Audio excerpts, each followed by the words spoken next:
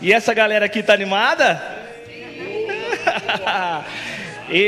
Bem-vindo aí, galera, bem-vindo, pastores, Igreja Família El Shaddai. Esse é o primeiro podcast Teens, que tem o seu intuito de trazer essa interação entre essa idade cheia de curiosidade com os nossos pastores, que são o nosso referencial. Então aqui vocês vão poder fazer perguntas para eles, descobrindo mais deles e sabendo que eles têm medos, anseios, dificuldades, como todos nós, mas eles estão aqui para nos alertar e nos direcionar. Então vai ser muito legal e nós vamos começar as perguntas com temas pessoais. Tá? Então vai ser 20 minutos essa rodada, onde vocês vão estar perguntando para eles algo da vida cotidiana, tá bom? Então, para nós ter ordem e decência, vai levantar a mão, o tio Maurício leva o microfone e vai seguir a sequência dos pastores aqui como está na mesa, beleza? Então vamos começar? A Alice vai começar, pode começar, Alice. Em qual tempo você lê a Bíblia? No seu dia a dia, qual tempo você lê a Bíblia? Ela perguntou em qual tempo do seu dia a dia a senhora lê a Bíblia. Pela manhã. Pela manhã. Todos os dias pela manhã, a primeira coisa é a leitura. A senhora acha de manhã o melhor horário para ler a Bíblia? Para mim, a cabeça está legal, bacana e está vazia. E aquele momento é o meu momento especial. É quando eu fico sozinha em casa. Tá vendo? E tem gente que estava com perguntas aí. Eu vi algumas perguntas falando assim, ó. Lê a Bíblia dá sono? Aí a pastora já deu a resposta, ó. Lê pela manhã, de noite vai dar sono mesmo para algumas pessoas, beleza? Agora vamos para a próxima pergunta. Quem levantou a mão aí, Tiago? Lá o Pedro, Tiago, Pedrão. Para o pastor Horácio, tá, Pedrão? Dia a dia dele. Pastor Horácio, quantas Bíblias o senhor tem? Puxa vida. Olha, eu creio que são, sem exagero, deve ser próximo de 100 Bíblias. E eu explico por quê. Eu vou dar essa dica para vocês também. Quando eu me converti, eu tinha por hábito marcar, grifar na Bíblia os textos assim que mais falavam comigo. Isso foi muito importante, que me ajudou muito, porque eu memorizei com mais facilidade. Então, quando você estiver lendo a Bíblia, você marque aquele texto, grifa ele com lápis, com caneta, que ele fica na sua memória. E, de preferência, escreva num rascunho ou num papel. Esse é o primeiro ponto. Agora, por que eu tenho muitas Bíblias? Com o passar dos tempos, nós somos chamados, muitas vezes, a improvisar uma pregação ou uma palavra, e, às vezes, nós estamos num ambiente onde nós não temos a Bíblia às mãos. E, então, eu já abandonei aquela Bíblia que estava toda marcada, comprei outra Bíblia, para ler ela também, e outra também, e outra também, de tal maneira que com o tempo eu passei a ter várias Bíblias para não acostumar numa só. Isso é bom, mas é o tempo, é tudo um processo, ok? É isso aí. Ok. Obrigado pela pergunta, viu? Ó.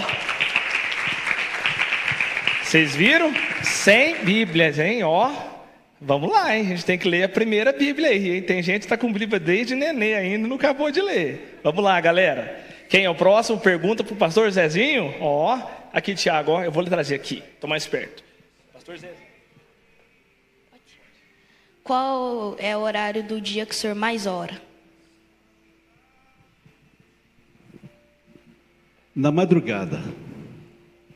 É o horário que geralmente eu acordo no mínimo ou máximo 5 horas da manhã. E esse é o momento que eu busco a Deus.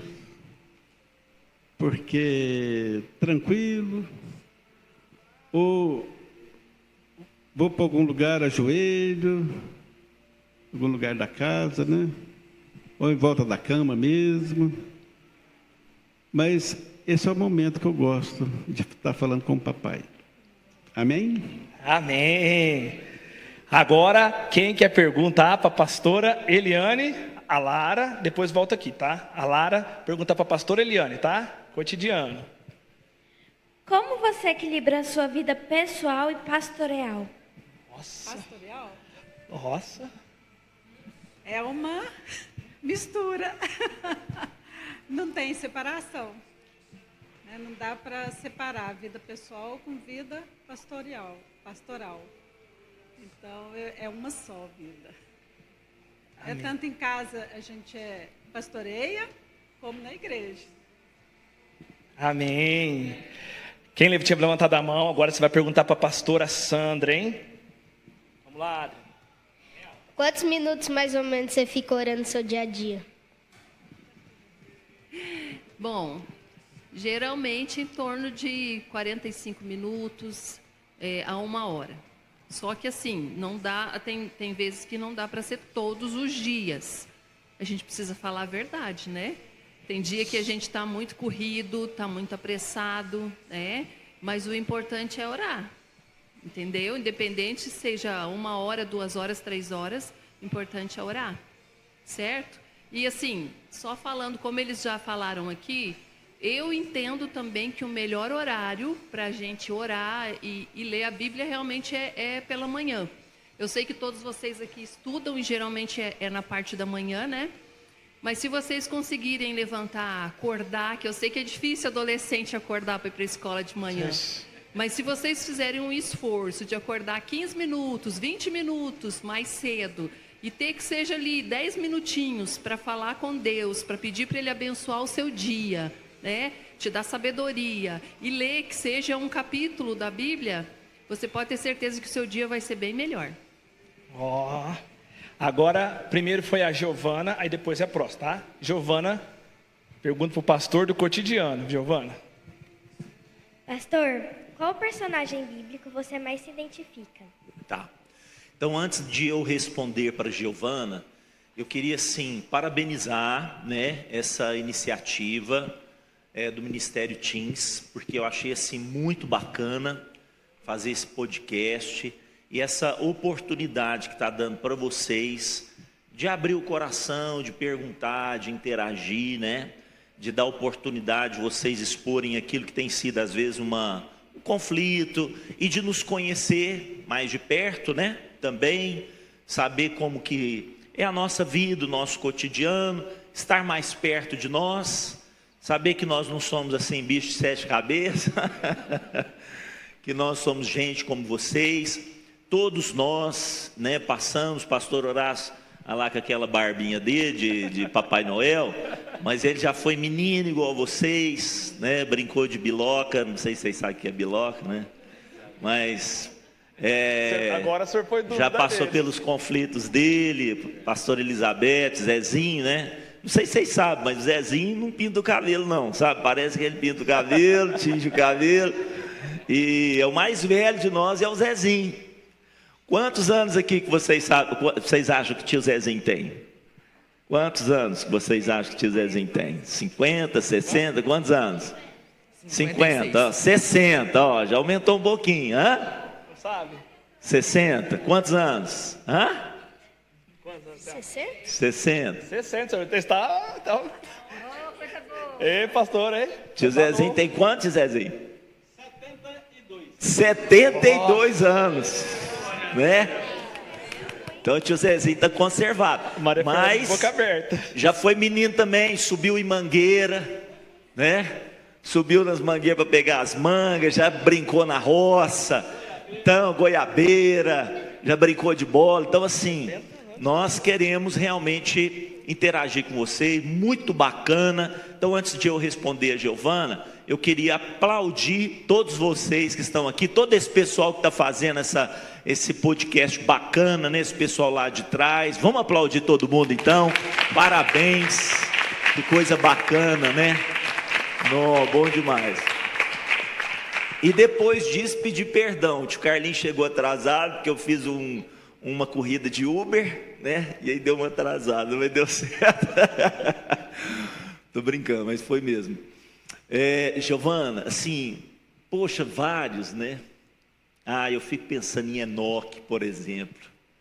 Enoque fala só um versículozinho dele, mas eu sou admirado. Aquele homem andou com Deus, né? Eu fico impressionado com isso. Aquele homem andou com Deus. Aí, um dia Deus falou para ele: Enoque, eu não quero descer mais aí não, sobe para cá. E Deus levou ele lá para o céu, coisa extraordinária, né? Mas um personagem assim que mexe muito comigo é Davi. Davi, o coração de Davi mexe comigo.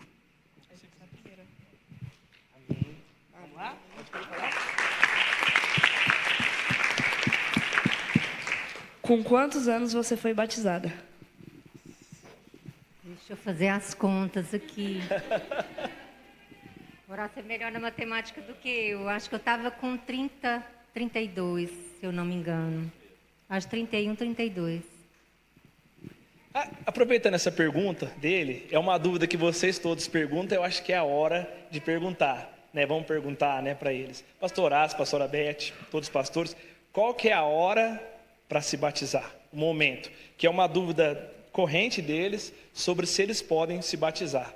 Então, fala para a gente qual que é o momento certo de se batizar. O momento certo é quando você tem mesmo uma revelação, algo assim, eu quero. O desejo seu, eu quero batizar. Porque tanto antes do batismo quanto pós-batismo, a gente tem lutas e batalhas a enfrentar. Então, é uma decisão pessoal. É uma decisão pessoal. Eu quero, eu tenho desejo de batizar. E falar com o papai e com a mamãe, no caso de vocês, né? Perguntar se o papai e a mamãe têm visto em vocês maturidade. É o meu ponto de vista. Se algum pastor quiser comentar. Alguém quer também? completar? Pastora Sandra, pastora Eliane. Pode completar. Bom, quando eu batizei, eu estava com 18 anos. Mas é porque eu me converti aos 17 anos. Então, eu entendo assim que não tem uma idade específica, não. Você pode batizar só com 13. Não, você pode batizar só com 15. Depende muito, como a pastora Elizabeth falou, da maturidade de cada um. Porque, às vezes, o que acontece? A gente, quando é adolescente, né? Um exemplo aqui, vamos supor, a Lara, né? A Lara já está definida, ela está madura com relação a isso, ao que ela quer, ela tem certeza. Então, ela vai para o batismo com essa certeza no coração dela. Não, eu quero morrer para esse mundo e quero viver para Deus. Né? Mas aí, de repente, a Esther, porque é amiga da Laura, né? E a Thaísa, porque é amiga da Laura, fala assim, as meninas estão batizando, então eu também quero batizar. Não pode ser assim. Batismo é uma coisa muito séria. Não pode ser porque, mas 10 dos juniores, 10 dos teens vão batizar. Eu não posso ficar de fora. Eu também tenho que batizar. Eu tô na turma, eu tô na galera e eu não posso ficar de fora. Não pode ser assim. Você precisa ter uma experiência com Deus. Você precisa saber aquilo que você quer. Então, você não pode ir porque todo mundo está indo. Sabe, batismo é uma coisa muito pessoal, é uma coisa muito séria, é uma decisão minha com Deus. Então, não existe assim uma idade específica. Às vezes, um teen com 12 anos já está preparado para batizar, e às vezes um outro com 14 ainda não tem a maturidade e a certeza daquilo que quer. Entendeu?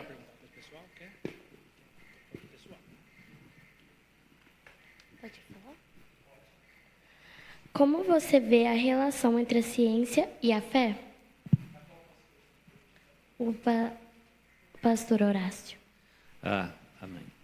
Primeiro, deixa eu só dar uma explicação rápida sobre a minha primeira resposta, quando eu disse que eu tenho aproximadamente 100 Bíblias, né? Para não parecer alguma coisa que seja assim presunçosa. É pelo seguinte. Em primeiro lugar, eu tenho uma certa dificuldade em memorização. Eu luto contra essa dificuldade de memorização. Vocês entendem? A segunda coisa é porque, na verdade, eu devo ter lá de 6 a 10 versões diferentes de Bíblia na minha casa. Mas raramente eu volto, por exemplo, de uma livraria ou do shopping sem trazer uma Bíblia dentro do carro nova. A Elizabeth sabe disso, a Alice sabe disso também. Sempre no meio das compras lá tem uma Bíblia. Eu acho interessante pela capa ou pelo tamanho da letra, enfim, é isso aí. Daí decorre o fato de eu trabalhar bastante essa questão de ter várias Bíblias, ok? Bom, Esther, foi Esther que perguntou, não foi? Está vendo como é que é difícil a minha memorização? O que você perguntou, Esther? Sobre a sua relação, como você vê a ciência com a fé na sua vida. Tá. Essa dificuldade de relacionamento, isso nós chamamos isso de dificuldade, porque, isso justamente, porque é uma luta que a humanidade trava desde o Éden. Porque quando a mulher é provocada pela serpente, lá no Éden, a mulher tinha para responder uma coisa chamada fé. Mas aí apareceu a serpente que apresentou uma ciência. Por quê? Porque a técnica da ciência é a busca pela verdade, ou seja, a matéria-prima da ciência é a dúvida. E a matéria-prima da vida cristã é a fé. Então, isso desde o Éden aconteceu. Só que quando nós abrimos as Escrituras Sagradas, todas as coisas que estão ali escritas, ao longo do tempo a ciência vai confirmando tudo isso. Nós temos um momento, por exemplo, na história da humanidade, em que um homem é enforcado porque ele dizia que, aliás, acho que teve a cabeça decepada, se não me engano, porque ele dizia que a Terra era redonda. Mas a Bíblia diz lá para nós que, quando se refere a Deus, que Ele é o que está assentado sobre o globo da Terra. Então, a gente vê uma luta entre a negação pela ciência daquilo que a Bíblia já disse e que, com o tempo, a própria ciência acabou comprovando que aquilo é um fato. Então, essa dificuldade sempre haverá, sobretudo no meio escolar, né? Então, aquilo que nós aprendemos lá na escola é um conhecimento apenas acadêmico, que com o tempo a gente vai descobrindo que a fé, as Escrituras Sagradas dão conta disso e confirmam isso aí, ok? Mas também, só complementando, então a ciência para as crianças ela é boa ou é ruim, por exemplo? A gente não tem certeza se a ciência está certa ou está errada. Isso. A ciência, na verdade, a Bíblia, o apóstolo Paulo diz assim, olha, observai tudo e retende o que é bom. Então, a ciência nos traz grandes progressos e proteções. Por exemplo, quando você está enferma, você recorre à ciência, ok? Para tomar um medicamento. Mas, às vezes, também uma dose de fé faz com que Deus manifeste na sua vida a fé, sabe? E a ciência, ela foi dada ao homem pelo próprio Deus. O problema é o que o homem faz de uso da ciência. Então, a ciência que foi dada como uma bênção, acabou, em muitos casos, se tornando uma maldição. Então, como o jovem lida vamos dizer assim, nesse antagonismo entre fé e ciência? A fé é aquilo que nós vivemos aqui, que nós presenciamos, que nós experimentamos.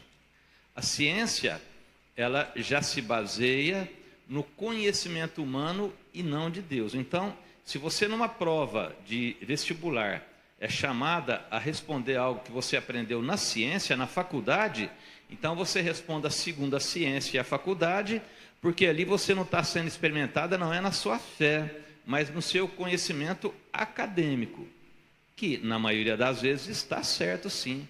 Na grande maioria das vezes a ciência se comprova por tudo, mas não em tudo. Agora a fé, sim, a fé, essa é imutável, ok? Como você lida com o estresse e a pressão do ministério? Não entendi a pergunta, fala outra vez. Como você lida com o estresse e a pressão do ministério? Como que eu lido com o estresse?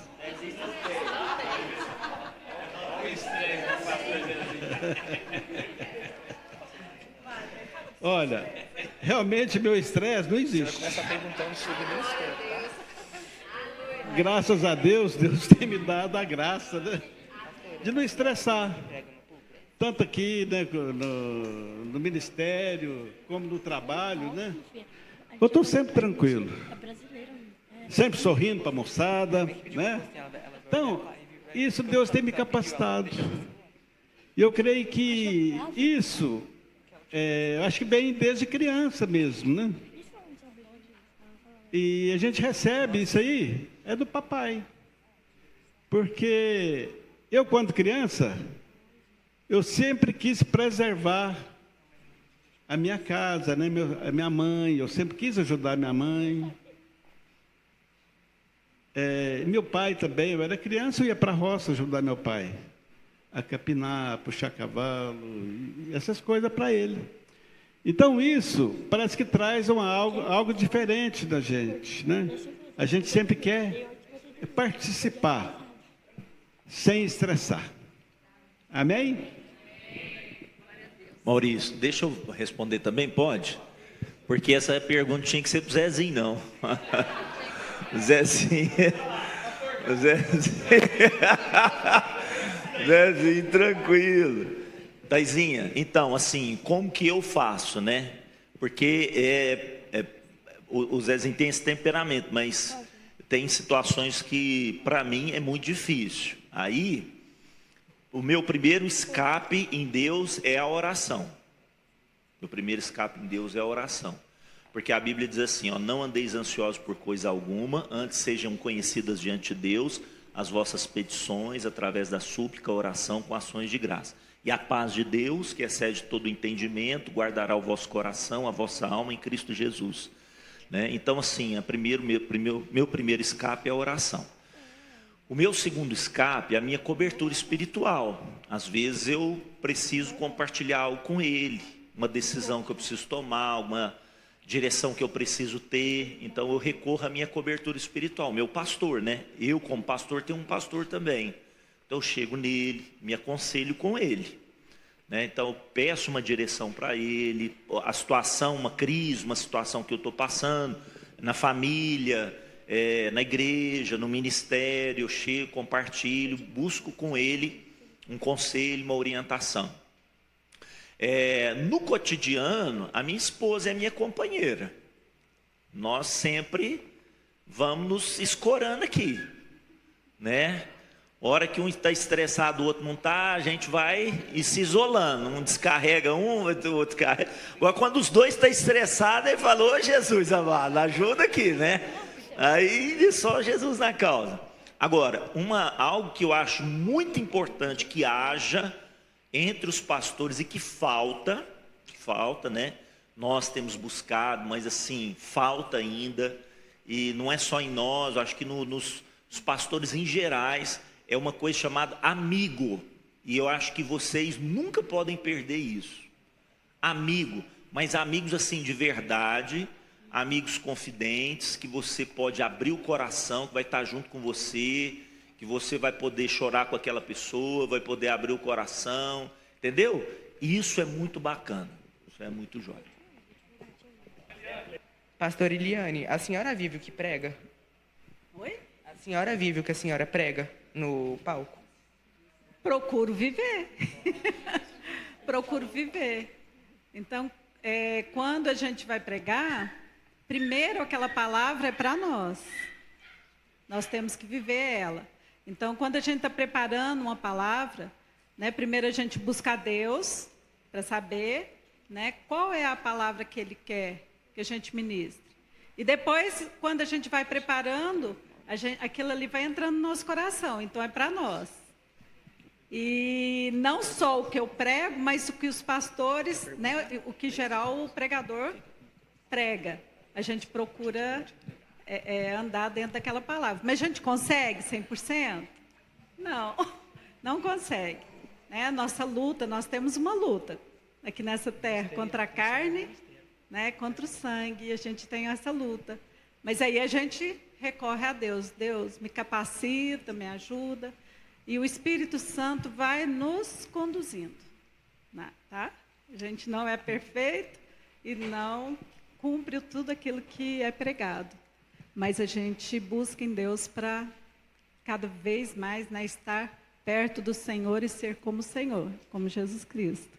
Né? Nossa, a pastora deu um caminho para a gente. O que é? A gente também é o que a gente prega, vocês também são espelho, não é?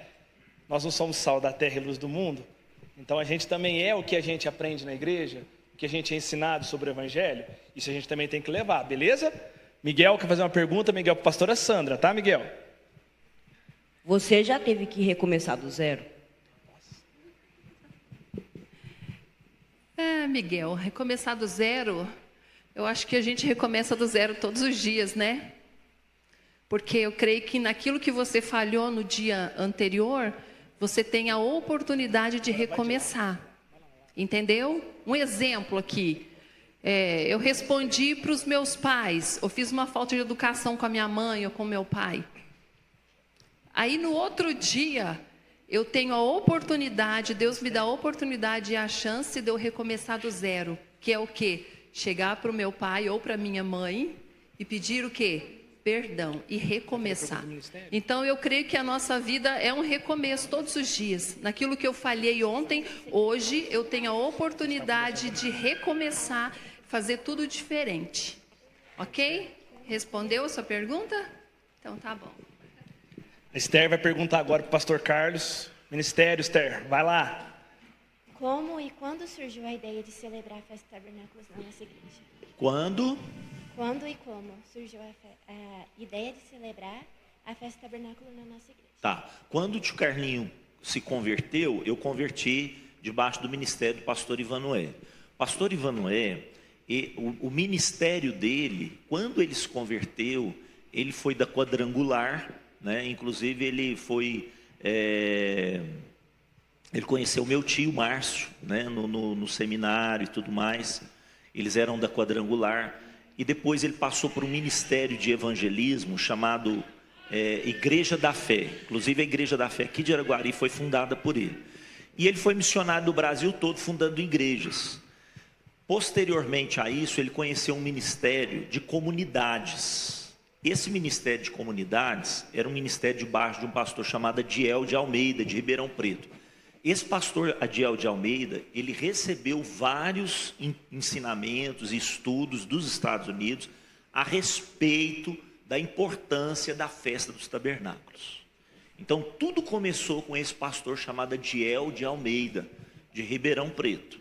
Esse pastor Adiel de Almeida, então, passou para o pastor Ivanoé e ele passou a praticar essa festa aqui em Araguari. E em 1987 eu me converti. E eu me converti debaixo dessa unção de entendimento da importância da festa dos tabernáculos. Nós celebramos com eles várias vezes. E então o pastor Ivanoé passou para debaixo da cobertura da Shalom, que hoje é a nossa cobertura. Só que por vários fatores, eles se desligaram da Shalom, mas nós permanecemos, continuamos debaixo da cobertura da Shalom.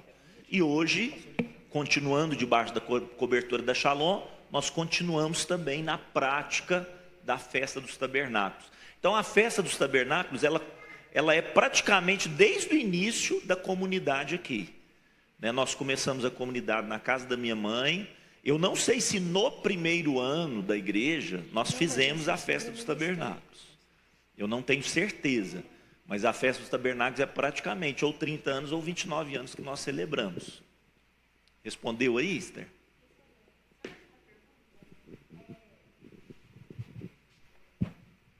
Por que nossa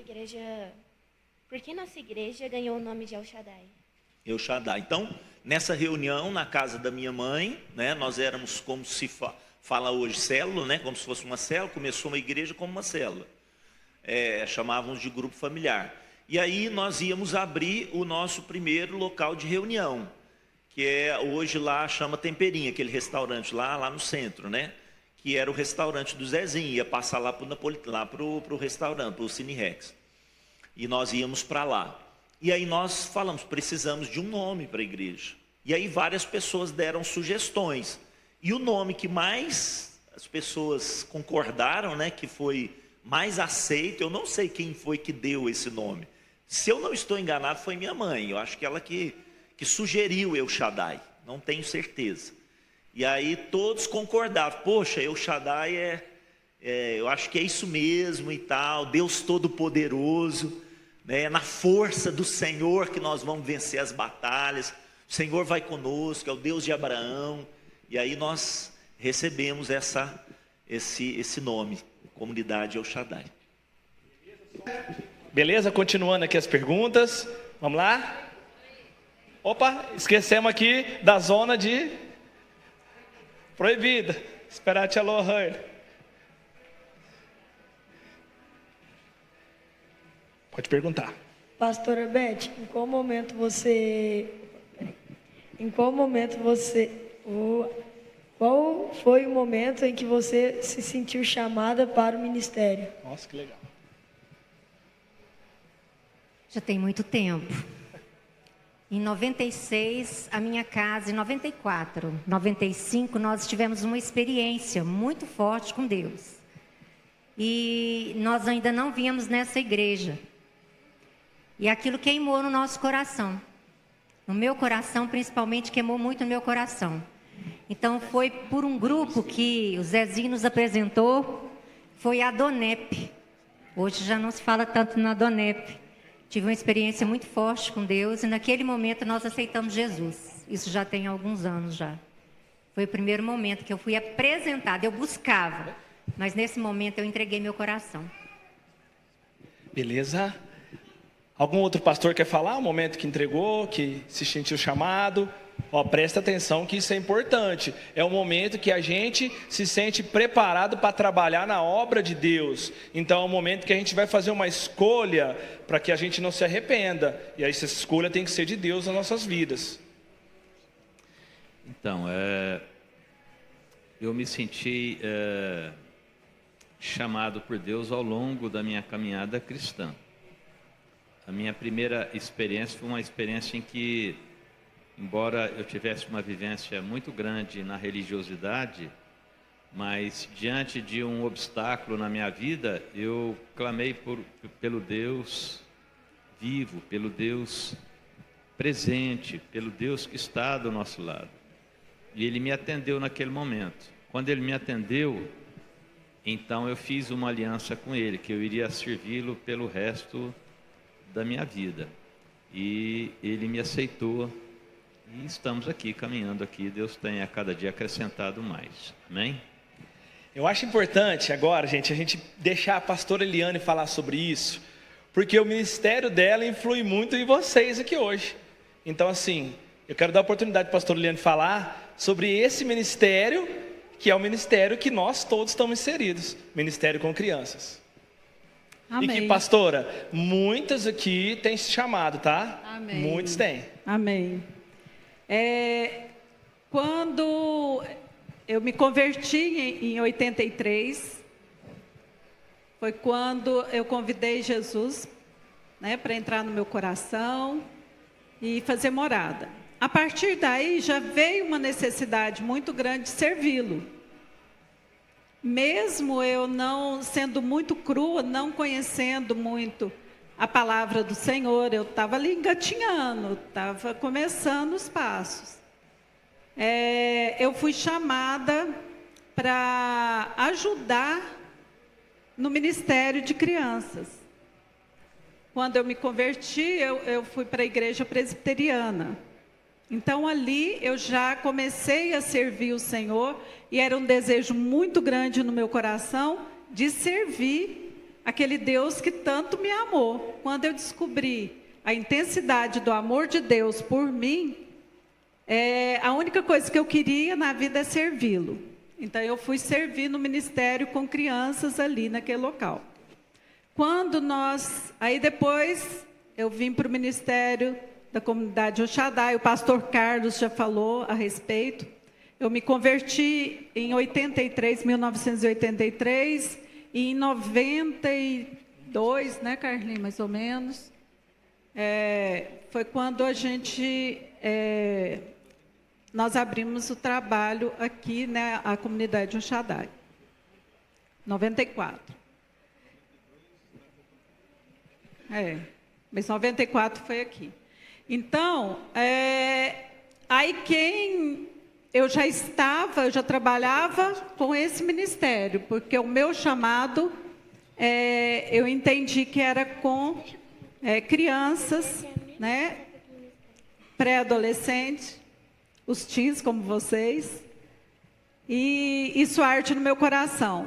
Então eu vim para a comunidade e comecei o trabalho aqui. O pastor Carlos colocou essa área, né, o ministério com as crianças, nas minhas mãos, e até hoje eu estou com esse ministério. E começou assim, gente. A comunidade comprou uma Kombi. Então, nós recebemos uma Kombi, né, ali, e essa Kombi tinha um objetivo, não era só para ficar parada na frente da igreja. era para buscar as crianças nos bairros. Então, a gente saía buscando essas crianças nos bairros para levar para o salão da igreja e ali falar de Deus, falar da palavra do Senhor para essas crianças. No sábado à tarde. A pastora Josi, vocês conhecem do pastor Juliano? Ela é uma dessas crianças. Então, nós começamos esse trabalho assim. E até hoje. Ontem eu estava vendo ali as criancinhas, e aí eu fui vendo, né? Criancinhas menores, os maiorzinhos, os pré-adolescentes, e as mocinhas, os mocinhos, fazendo teatro e dançando, participando ontem da festa, né, ali do teatro. E assim, o meu coração ficou muito alegre, porque é um trabalho que tem dado muitos frutos. E eu olho para vocês e vejo esses frutos. Amanhã, com certeza, vocês vão dar continuidade a esse trabalho. E esse trabalho não vai parar. Amém? E é isso que o Senhor nos chama, não é? É para isso que Ele nos chama.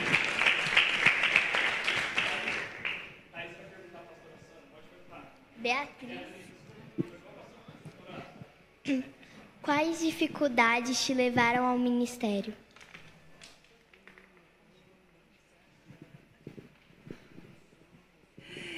Então, acho que vocês já conhecem um pouquinho da minha história, né? Aos 19, eu não lembro exatamente a idade. Eu sei que foi em agosto de 1990, eu fui para Goiânia, eu morava em Salvador, né? Eu tinha me convertido lá, e fui para Goiânia fazer o Instituto Bíblico.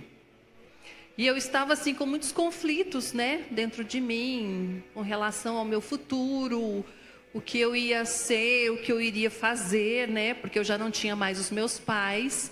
Na época eu morava com o meu irmão. Então assim, eu fui para lá meio assim, perdida, né, sem saber o que iria ser da minha vida, mas fui em obediência a Deus, né? Eu fui.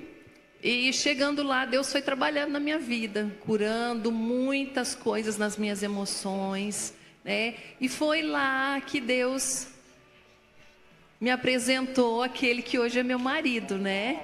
Então eu fui para lá assim com muitos conflitos emocionais, muitas dificuldades, mas quando eu fui para lá, eu jamais imaginava que um dia eu iria casar com um pastor, né? Eu olhava para ele assim, sabia que ele era um homem que tinha um ministério, mas eu não imaginava que nós seríamos pastores, né, de uma igreja. E eu creio que Deus, Ele preparou todas as coisas.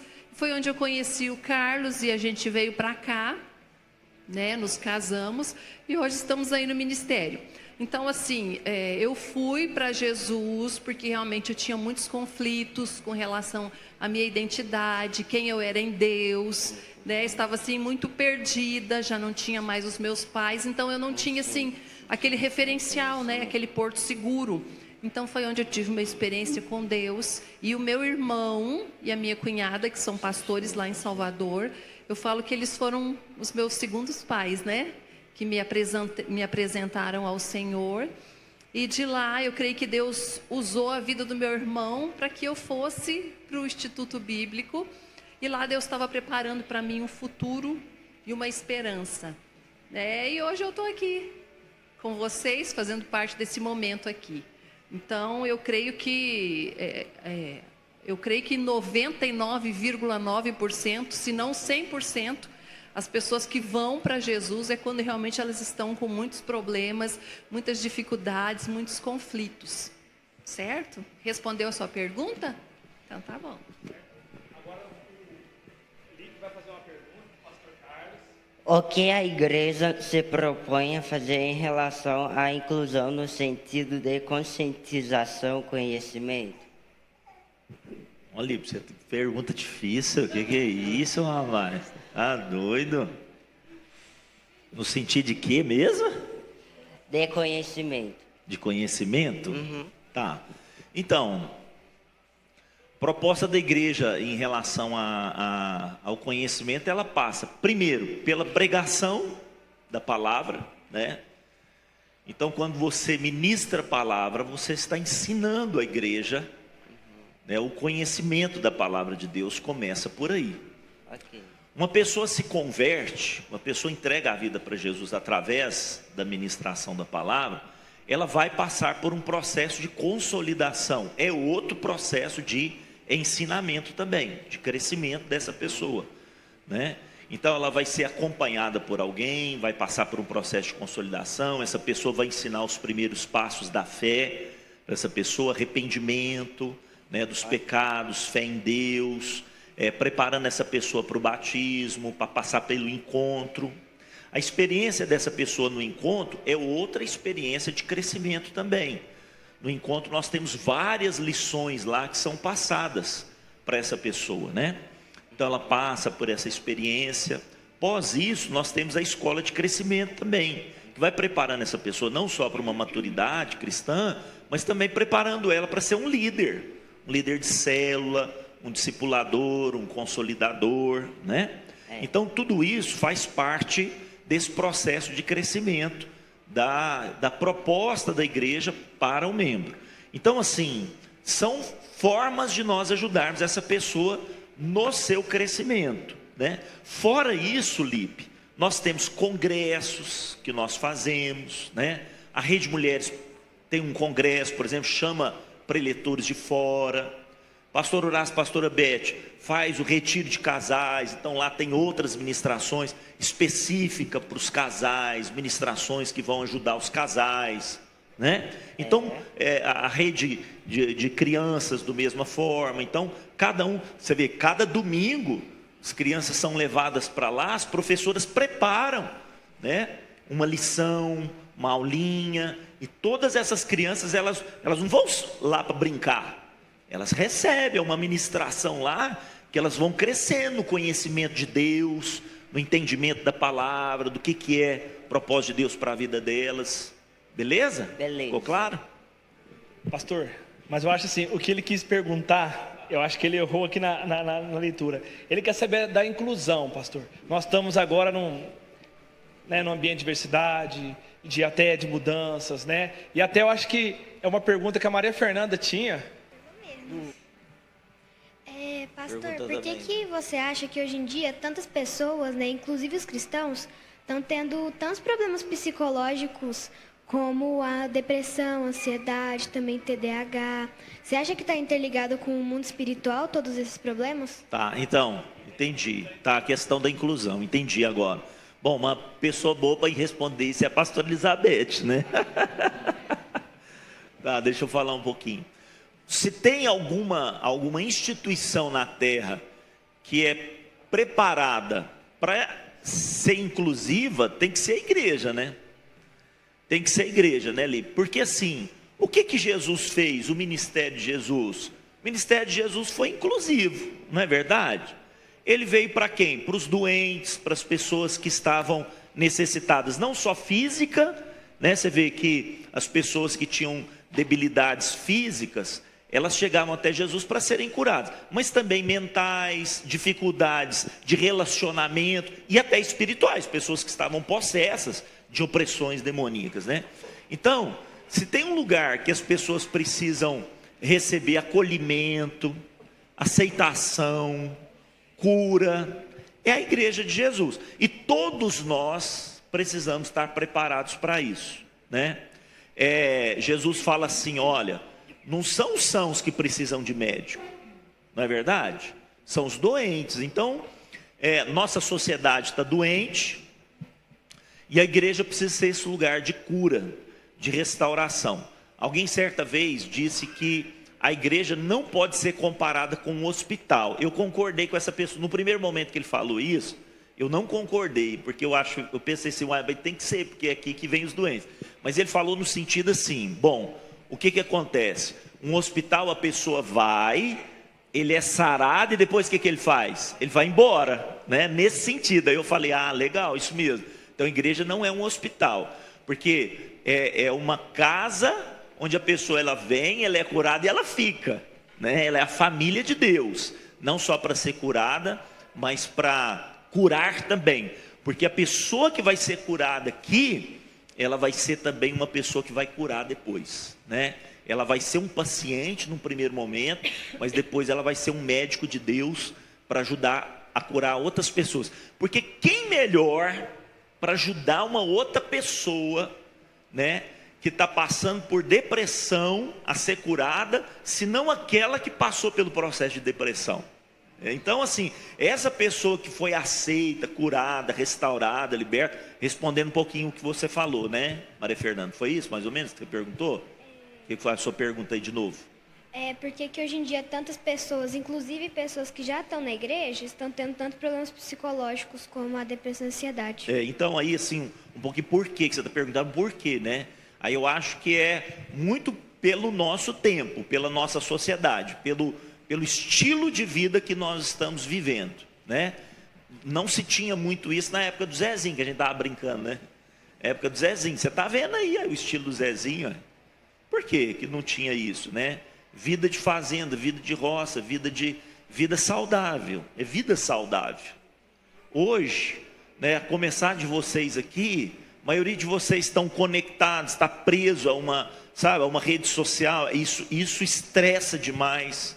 A ansiedade, a preocupação, é o desejo de passar numa prova, aí vai fazer uma prova, esse nível de competição que existe, né, entre as pessoas, isso tudo vai gerando esse estresse, essa depressão, essa angústia. Aí eu não sou bom o suficiente, a minha colega é melhor, essa comparação, essas coisas todas vão trazendo essa doença social que nós estamos vivendo aí, né, que é esse fato. E isso não foge da igreja, né? Talvez entre vocês estão vivendo isso aí. Vocês estão passando por esses conflitos aí.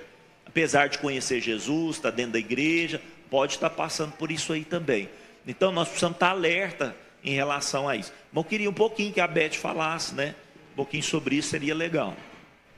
Eu acho que o Carlinhos já falou bem isso aí, né? O que nós temos entendido que a informação, o aceleramento do conhecimento da informática é o grande desafio desse século. Todos vocês hoje têm um celular, não tem? E o celular, ele é assim. Ele chama a atenção. E essa informação, tudo que o seu cérebro vê, talvez você não tenha noção. O nosso cérebro, todo o nosso organismo, isso eu queria que você entendesse, né? Preste bastante atenção.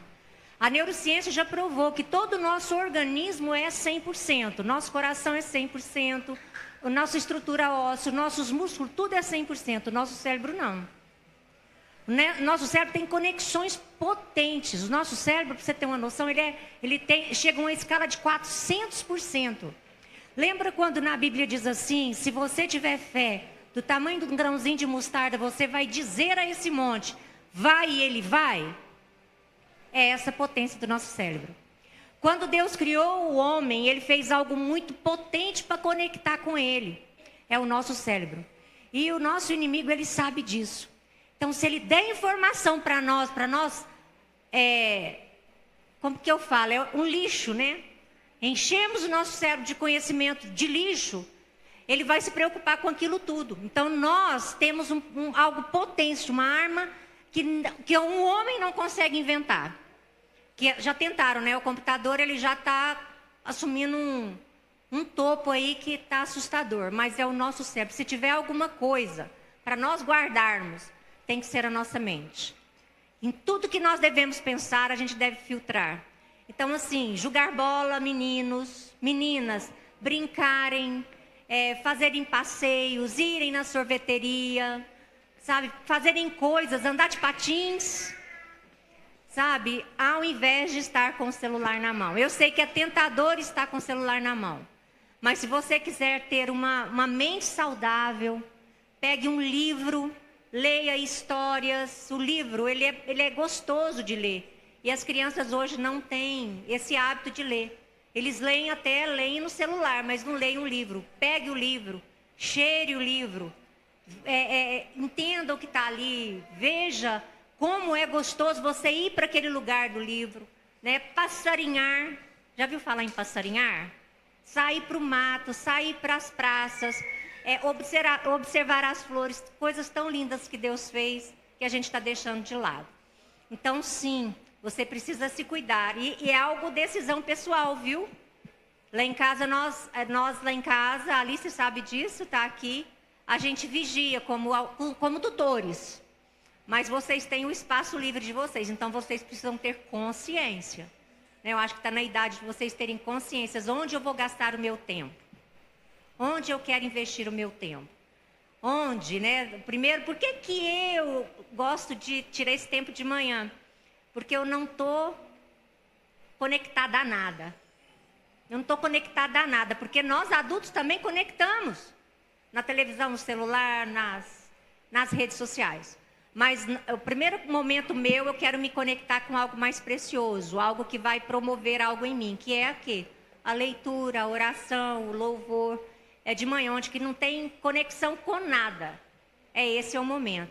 Então, se tiver um conselho que eu quero dar para vocês, como estudiosa nessa área, é isso.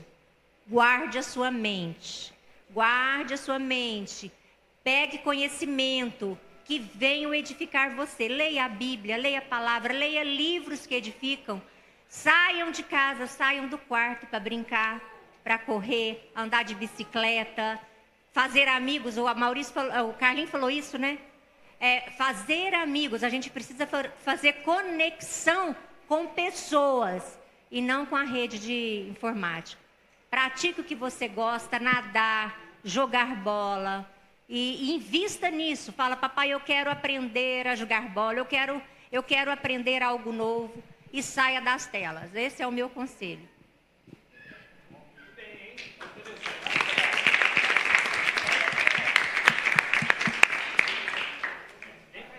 Quando foi criado a rede de jovens? Pois é, o pastor Elton não está aqui, né? Você lembra, amor? Bom, a rede de... isso. Na verdade, o trabalho com os jovens, ele começou lá no nosso grupo familiar, que seria como hoje uma célula, né? Então, nós tínhamos as meninas, né? A Luciana, as filhas da tia Eliane e do Zezinho. Nós tínhamos a Juliana, a Luciana, a Cristiana, né? Os meninos da Lucimeire. Então, na verdade, começou mais com a nossa família, com os sobrinhos. A Nayara, o Vitor, que já eram assim, mais novos, né? Mas aí foi chegando, devagarzinho foi chegando. Aí muita gente pergunta assim, mas por que as pessoas chamam vocês de tio Carlinhos e tia Sandra? Até hoje. Tem muitas pessoas que chamam a gente de tio Carlinhos e tia Sandra. Por quê? Porque o trabalho começou, né? O trabalho de jovens, vamos dizer assim, começou com as nossas sobrinhas. Então começou aí e hoje está aí. Respondeu essa pergunta? Então tá bom. Pastor Horácio, quais são as dificuldades de ser um pastor? Obrigado pela pergunta. Até porque ela é muito difícil de ser respondida. Mas não. A nossa vida ministerial, ela nasce dentro do nosso coração. E nós enfrentamos toda sorte de dificuldades, mas não porque somos pastores, porque elas vão existir na nossa vida. Mas à medida em que a gente entendeu que foi chamado pelo Senhor, isso para nós se torna provações ao invés de dificuldades. Você está entendendo? Então,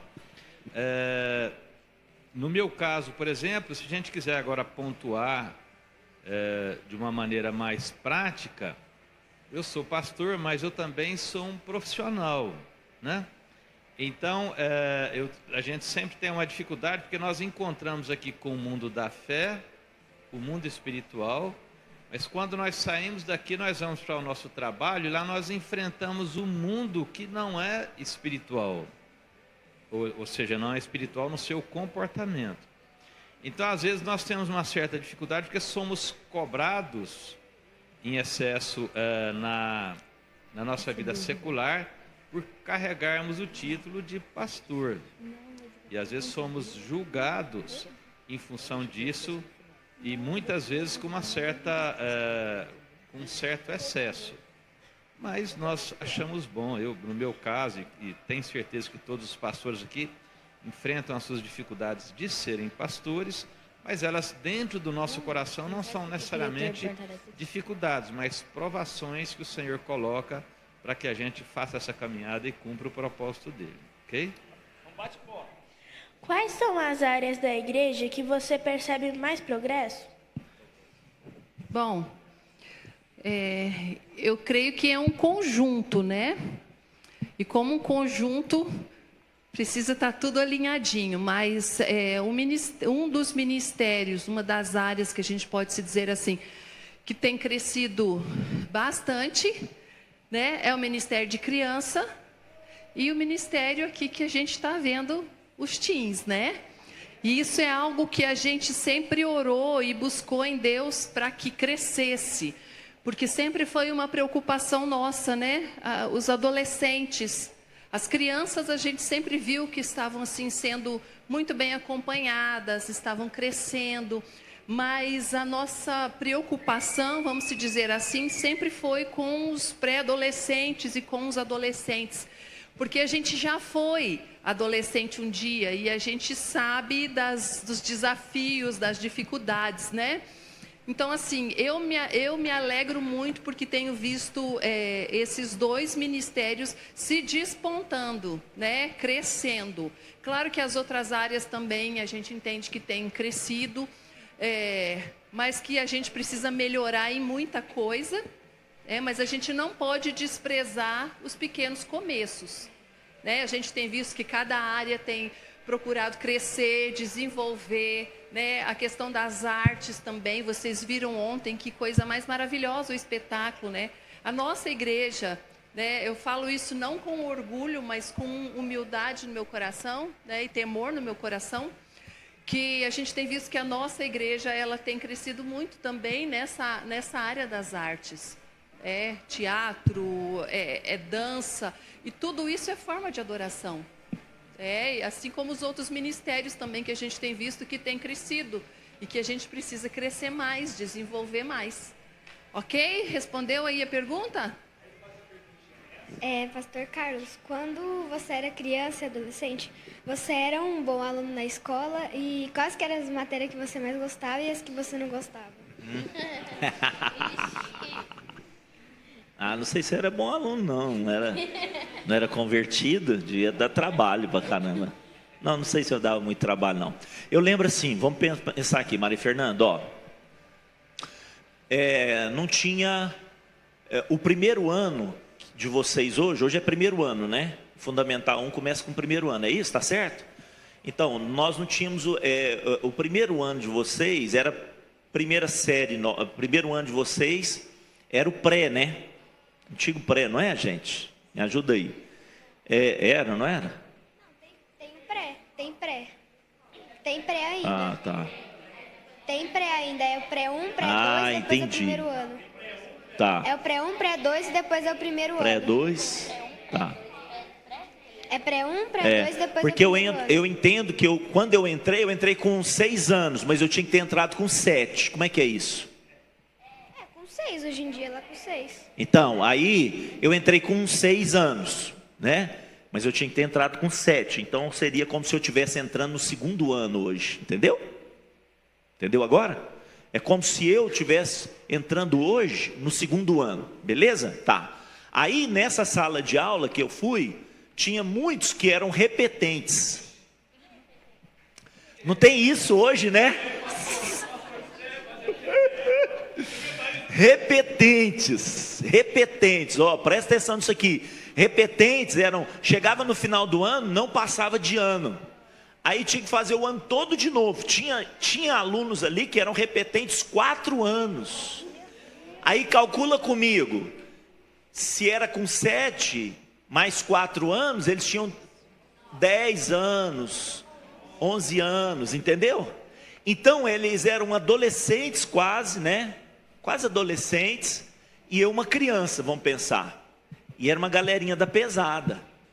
Aí eles eram da bagunça, porque eles eram repetentes. E eles sentavam no fundo, mas eu achava aquela galera massa, porque eles tinham umas tiradas legais e papapá. E eu, quando eu fui para a escola, eu sentava na primeira carteira, que eu queria aprender, né? Escrever meu nome, queria aprender o beabá, né? Chamava cartilha, não sei como é que chama hoje, né? Era cartilha, beabá. O caminho suave, né?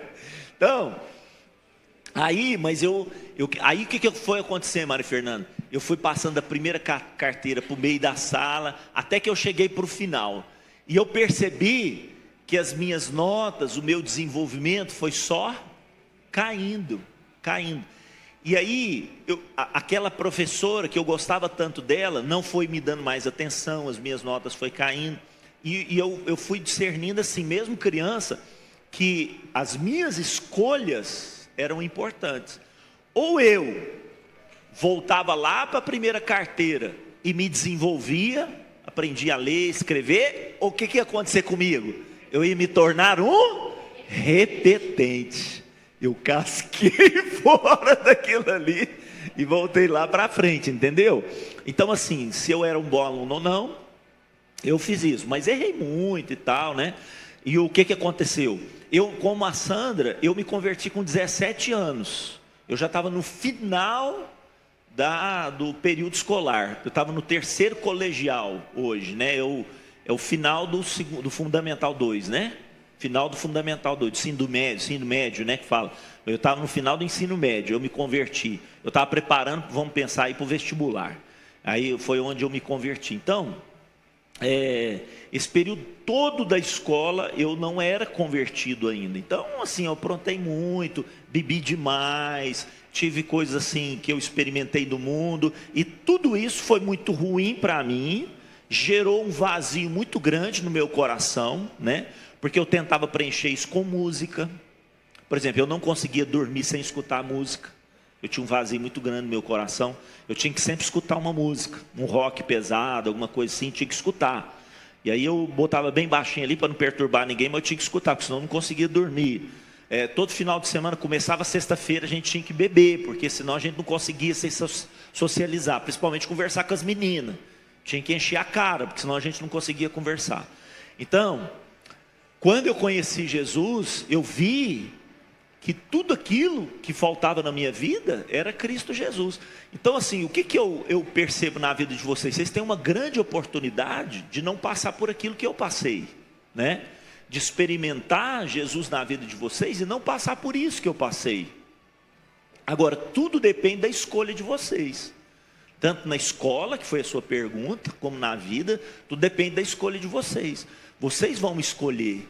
Hoje vocês têm uma escolha maravilhosa. Naquela época eu não tinha, ninguém pregou para mim. Ninguém tinha pregado para mim. Só quando eu tinha quase 18 anos, 17 anos. Ninguém tinha pregado para mim, né? E eu tinha conflitos sérios no meu coração. Agora, uma coisa que eu tinha, por exemplo, Maria Fernanda. Pode falando assim, né, Maurício? Pode. Não precisa ficar esse roteiro assim. Não, uma coisa que eu tinha, por exemplo, né? Mesmo lá no mundo, que eu já estava com 17 anos e tal, 18 anos, eu já estava pensando assim, gente, o que eu vou fazer no vestibular? O que eu vou fazer da minha vida? Eu vou casar com quem? Uma coisa que eu tinha como conflito.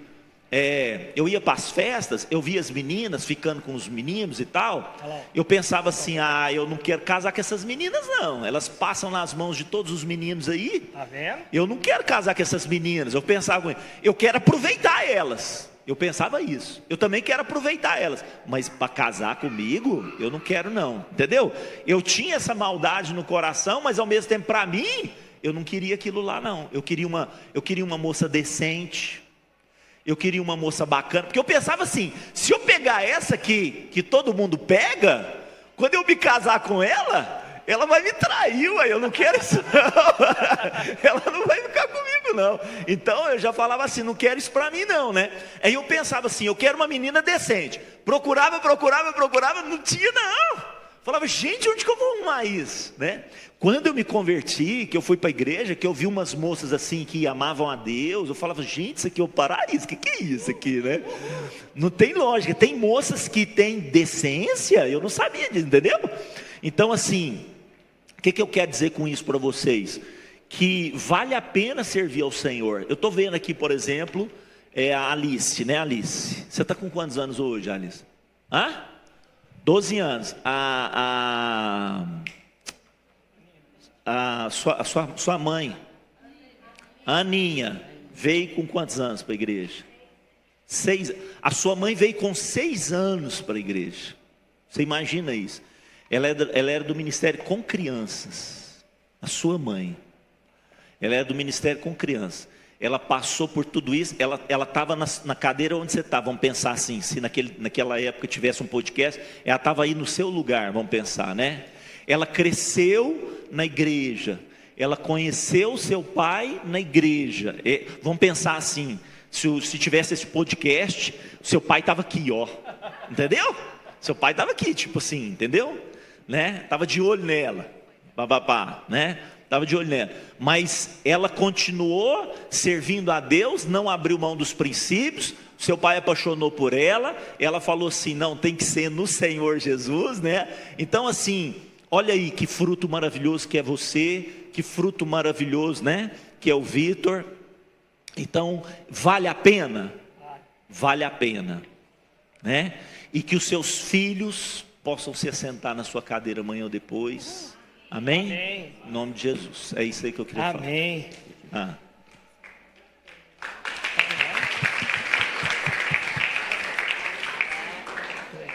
Tá, então, Maria Fernanda, quais matérias, né? Você perguntou, a Sandra estava falando. Gostar mais de exatas? Sabe o que é exatas, né? Matemática, física, química. Eu gostava mais de exatas. E o que mais que você perguntou? Que você não gostava. Eu não gostava muito não gostava muito de ler português, eu não gostava muito, literatura eu não gostava muito. Literatura, eu não gostava. Aí eu converti, comecei a gostar, né? Comecei a gostar, porque lia muito a Bíblia, comecei a gostar, mas antes não, eu gostava muito de exatas, eu gostava muito de coisas exatas e tal. Mas depois também comecei a gostar muito da biomédicas por causa dos mistérios de Deus, né, da criação de Deus. A conversão muda muita gente. Amém.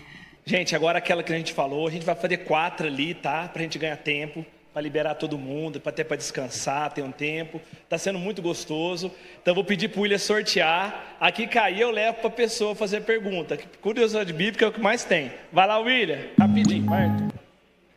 Por que o cristianismo é dividido em 2 religiões? O catolicismo e os evangélicos. E os evangélicos. Responder? Então vamos lá, vamos ver se eu consigo responder rapidinho para você. O cristianismo é um só, vamos pensar dessa forma. O cristianismo é um só. Jesus instituiu a igreja dele, a igreja. Estabeleceria a minha igreja, as portas do inferno não prevalecerão contra ela. Pronto. São seguidores de Jesus, tá certo, Arthur? Todos os que seguem Jesus é o cristianismo, tá? Até então era só o cristianismo. O que aconteceu? A igreja passou por uma fase que foi conhecida como a fase escura da igreja. A Bíblia já não existia mais, as pessoas não tinham acesso à Bíblia, elas não entendiam mais a palavra, porque a palavra não estava sendo falada na língua delas, era só rituais que existiam dentro da igreja. A partir desse momento, aconteceu 2 divisões dentro da igreja. A primeira divisão dentro da igreja foi dentro do catolicismo mesmo. Hoje existem 2 catolicismos no mundo, vamos dizer assim, de uma forma mais geral. O catolicismo romano e o catolicismo ortodoxo. O catolicismo ocidental e o catolicismo oriental. Não vamos entrar em detalhes porque que aconteceu isso aqui. Isso aconteceu na virada do milênio, eu acho que 1070 e poucos, alguma coisa assim. Não me lembro exatamente quando isso aconteceu. Foi o siso da igreja católica. Então a igreja católica é dividida entre igreja romana e igreja ortodoxa. Esse foi o primeiro siso, tá? A igreja romana, aí sim se tornou essa divisão aí, entre os católicos e os evangélicos, na Reforma Protestante, porque um dos padres católicos, você vê, os evangélicos, o que surgiu com a Reforma Protestante era um padre, que era Lutero. Juntamente com ele, outros também, tinham outros, mas o que mais se destacou foi Martinho Lutero, né? Por volta de 1500, em 1517, foi que aconteceu as 95 teses que ele colocou na catedral onde ele pregava, questionando aqueles ritos que ocorriam lá, principalmente da indulgência, cobrança da indulgência para salvação e tudo mais. Ele cria que a salvação era pela fé, ele teve essa experiência na Bíblia, e a partir daquele momento lá, a igreja não aceitou aquilo, e começou então a surgir as igrejas que nós conhecemos como igrejas evangélicas. Começou com a luterana, depois veio a anglicana, e várias outras, a batista e tantas outras igrejas, até chegar nos dias de hoje várias outras, né, igrejas. Entendeu essa divisão aí? Ficou claro? Bem resumido. Beleza? Vamos lá, William. Esther Dutra. Quando foi a era dos dinossauros? Tipo assim, foi antes da criação, quando Lúcifer caiu da Terra? Como? Existe a ciência normal, que diz que foi milhares e milhares de anos, né? Se não estou enganado, é a era cenozoica, se eu não estou enganado aqui. Mas, e biblicamente falando, existem cientistas cristãos? Existem. E o que eles falam sobre isso? Tem duas linhas de cientistas cristãos que explicam sobre os dinossauros. O primeiro deles fala que houve uma catástrofe na queda de Satanás, lá em Gênesis capítulo 1. Se você abre Gênesis capítulo 1, verso 1, o primeiro versículo diz assim, ó: no princípio criou Deus os céus e a terra. É o primeiro versículo. No verso 2 diz assim, ó: a terra, porém, era sem forma e vazia, e havia trevas sobre a face do abismo. Entre o verso 1 e o verso 2, alguma coisa aconteceu. Por quê? Porque Jeremias diz que Deus não fez a terra para ser um caos. Isaías também vai dizer sobre isso. Deus fez a terra perfeita. Bom, se Deus fez a terra perfeita e ela estava sem forma e vazia, significa que alguma coisa aconteceu nesse inteirinho. E eles entendem que foi a queda de Satanás, e com essa queda, essa primeira criação de Deus foi destruída, e que seria esses dinossauros, essas criaturas gigantes que haviam sobre a terra. Certo? Então essa é a primeira tese. A segunda tese é que foi no dilúvio, criaturas extraordinárias, gigantescas, que haviam sobre a terra, e que veio o dilúvio e a soterrou juntamente com a humanidade. Então essa é a segunda explicação de como desapareceram os dinossauros. Quantos animais Deus colocou na arca?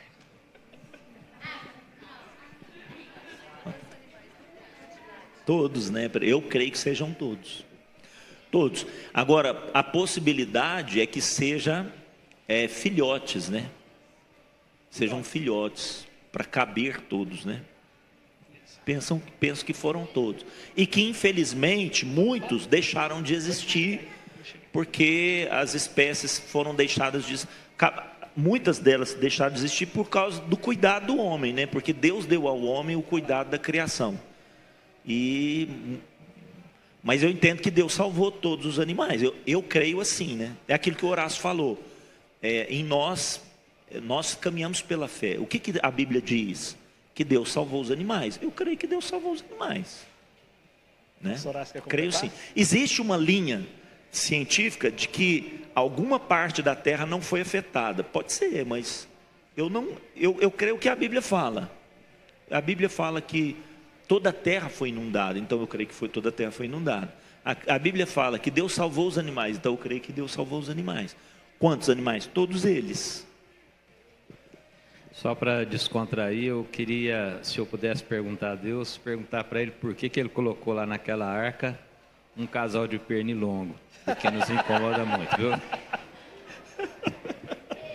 Agora é a última pergunta, tá bom? Depois nós vamos ping-pong até para nós liberar todo mundo, beleza? William, embaralha essas cartas aí lá, ó, embaralhar lá para sair uma aí diferente. E vai lá, William. Vamos ver. Será que o fruto proibido existe hoje em nosso tempo? Olha, gente, o fruto ali na Bíblia, né, naquela época ali de Adão e Eva, quando Deus falou que não era para comer, né? Quando eles fizeram aquilo foi uma desobediência.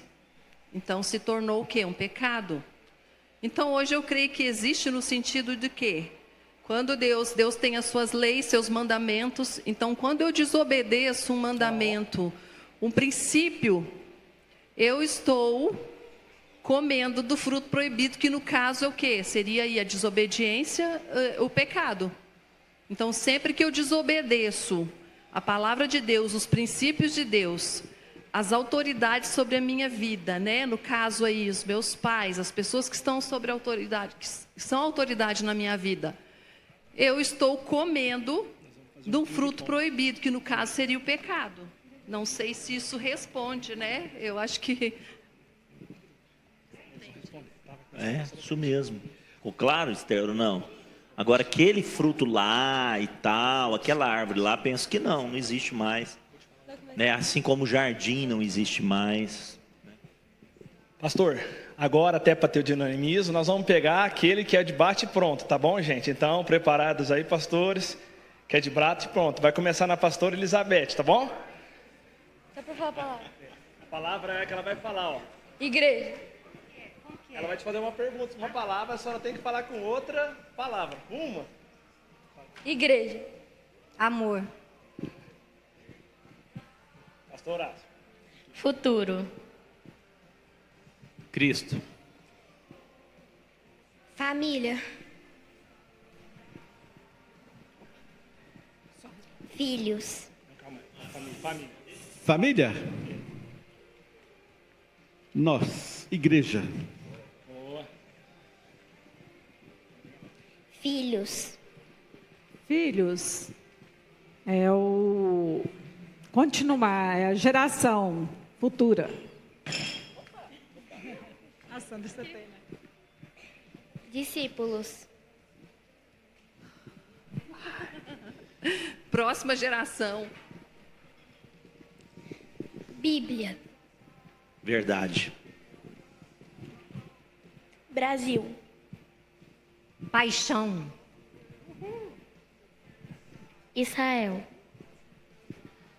Onde começou e onde terminará todas as coisas. Jesus. Vida. Amém. Então, uma salva de palmas para os nossos pastores.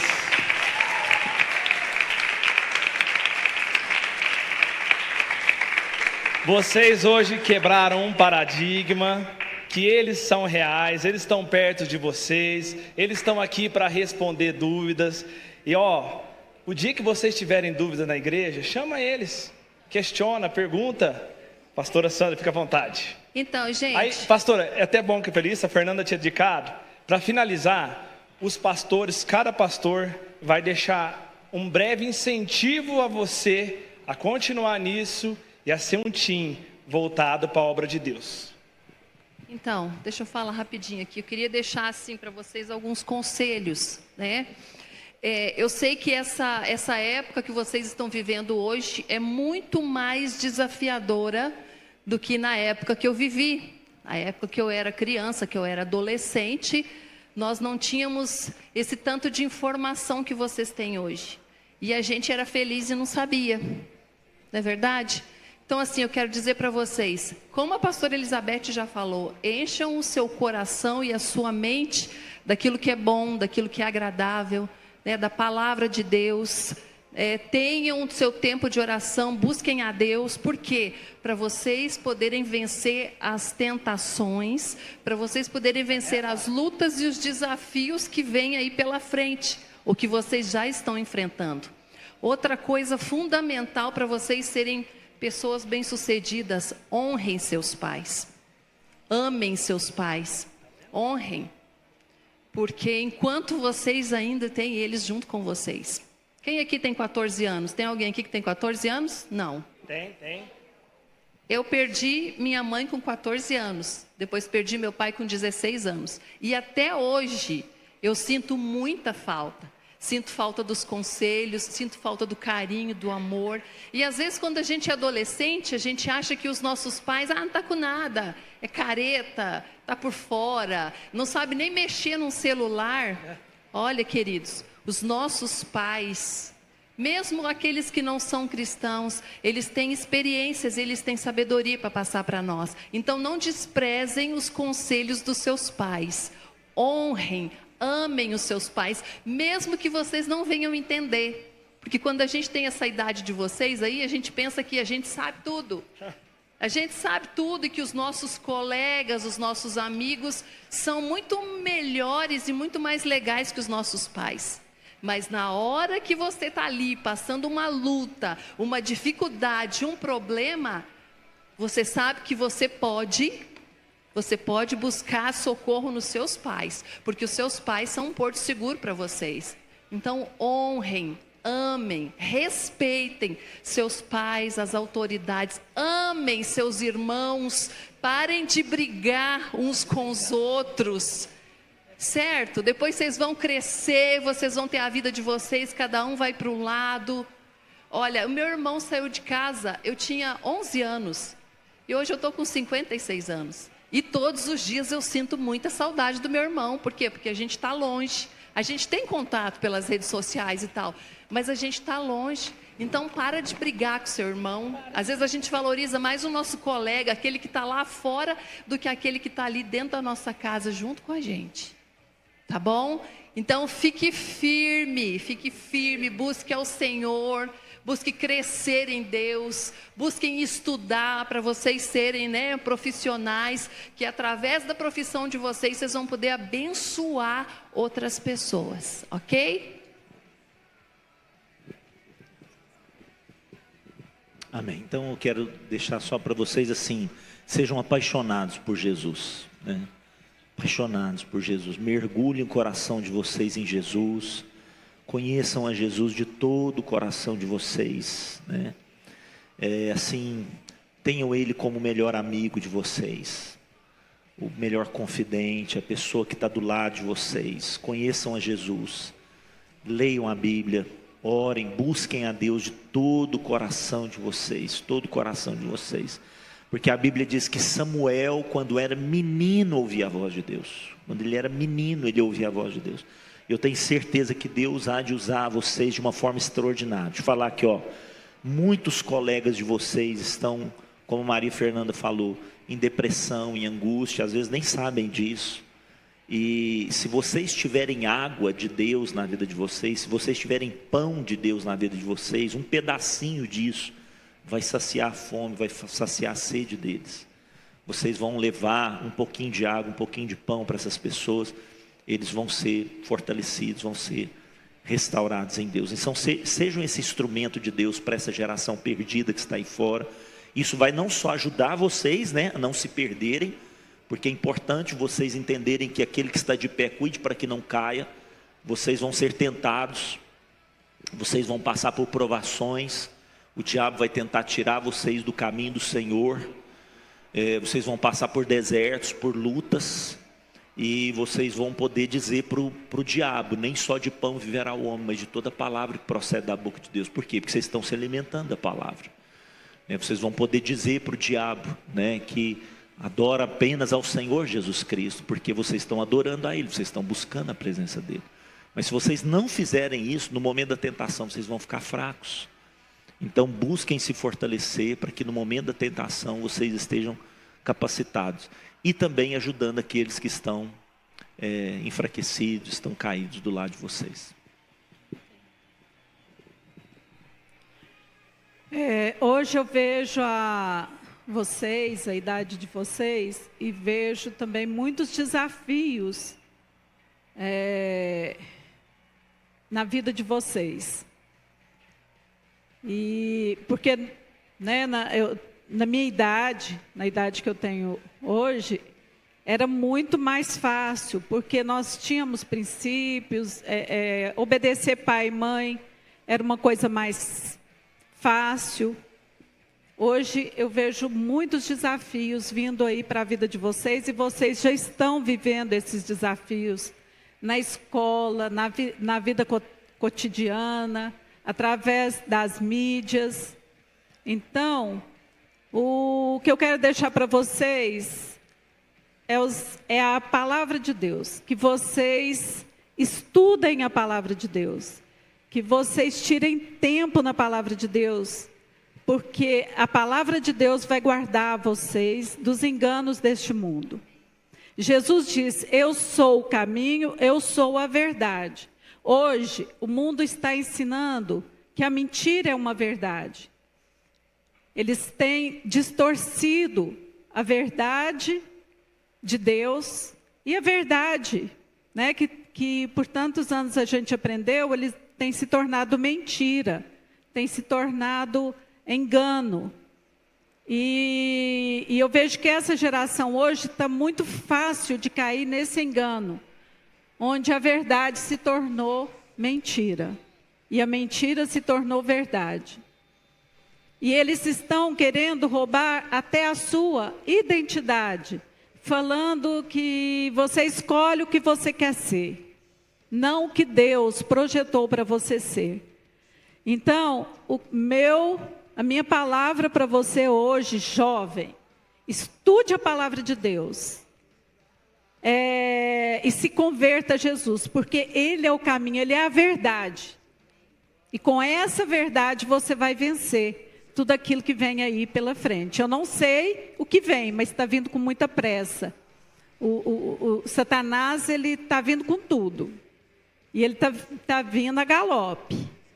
Então, vocês são uma geração que pode salvar. A geração da idade de vocês e que está por vir. Amém, meninas?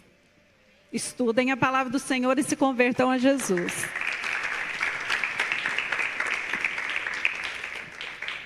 Crianças e jovens, né? Eu creio que vocês vão viver um momento muito desafiador. Porque é como a Eliane falou, a mentira está sendo verdade. E a verdade estão transformando em mentira. E aonde que é a verdade? Só em Jesus. A verdade está em Jesus. E ele fala que a verdade é vida. E ele também fala, eu sou o caminho, eu sou a verdade, eu sou a vida. Ninguém vem ao Pai se não for através de mim. Então isso tem que ficar claro no nosso coração, buscar isso. E não no engano. E nós estamos vivendo momentos de muito engano. Onde um líder hoje da nação fala que a mentira corre e a verdade só caminha. Então nós estamos vivendo momentos muito difíceis, gente. Então vocês têm que estar atentos e pegar o caminho de Jesus e trilhar nesse caminho para que os dias nossos dias sejam prolongados. Só assim Deus vai acrescentar mais nas nossas vidas. Amém?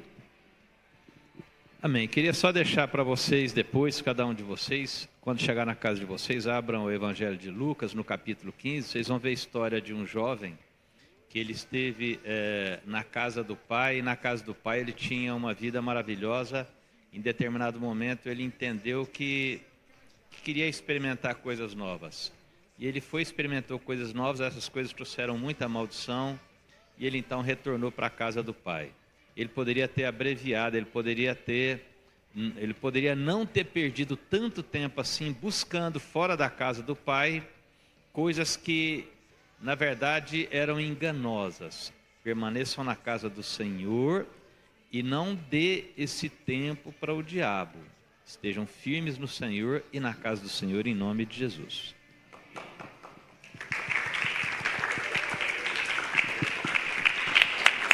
Eu quero dizer uma coisa para você.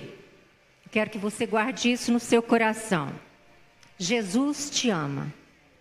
Você é importante. E Deus conta com você. Talvez você tenha passado por momentos de que você não se encontrou, que você não se enxergou. Mas a palavra diz que você é a imagem de Cristo. E você é belo e você é bela. Então você tem valor. Ok?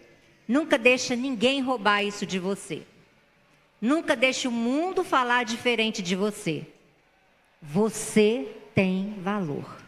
Uhul. É isso aí, galera. Tivemos um tempo abençoado. Eu sei que ficaram algumas dúvidas aí, mas com o tempo a gente vai criar mais momentinhos desse gostoso. É tão bom estar perto dos nossos pastores. E o que foi mais legal aqui? O que o pastor Carlos começou no começo fazendo? Vamos ver o que ele percebeu. Primeira coisa que ele fez antes de começar a responder uma pergunta. Ele conheceu cada um. Ele perguntou o nome de cada um. Olha só, completando o que a pastora Beth falou. Então vocês são importantes. Ele quer conhecer vocês pelo nome. Então vamos agrupar, vamos ficar juntos, vamos caminhar. Teens é o futuro dessa igreja. Vocês são o que vocês perguntaram para ele sobre o ministério. Então aqui isso é um começo de algo grande. Então vamos abraçar essa causa, vamos junto, vamos parar, vamos continuar aqui, isso aqui vai gerar frutos, tá bom? Em nome de Jesus. Então eu quero ver um corajoso ou uma corajosa que vai aqui, vir aqui fazer uma oração para a gente finalizar. Vem, Bia, glória a Deus, uma salva de palmas para Bia. Todo mundo de pé. Que isso é o mais importante. Que todos eles falaram que vocês fiquem na casa. A casa vai ser mais forte com vocês. Bia, ora pra gente, fecha os olhos, todo mundo. Senhor Jesus, muito obrigada por esse dia que o Senhor pôde nos dar, que nos aproximou mais do Senhor, uma oportunidade de andar com você. Que o Senhor abra o nosso coração, nos aproxime cada dia mais do Senhor, nos proteja, nos cuide, nos dê saúde. Que seja da tua vontade, Senhor. Em nome de Jesus, amém. Salva de palmas. Para finalizar, sai do seu lugar, dá a mão para cada um desses pastores, dê um abraço. Estamos finalizados, aproveita esse momento. Deixa eles sair da mesa, senão vocês vão invadir a mesa, tá? Aproveita esse momento, abraça. Que está passando um legado para vocês, está passando uma geração. Não deixe de falar que esse pastor é importante.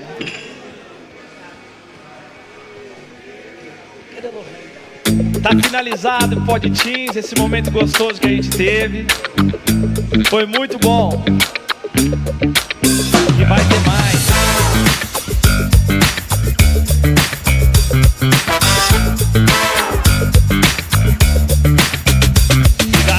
Obrigado, William, Lucas, todo o pessoal de apoio, Thiago, Lohane, todo mundo.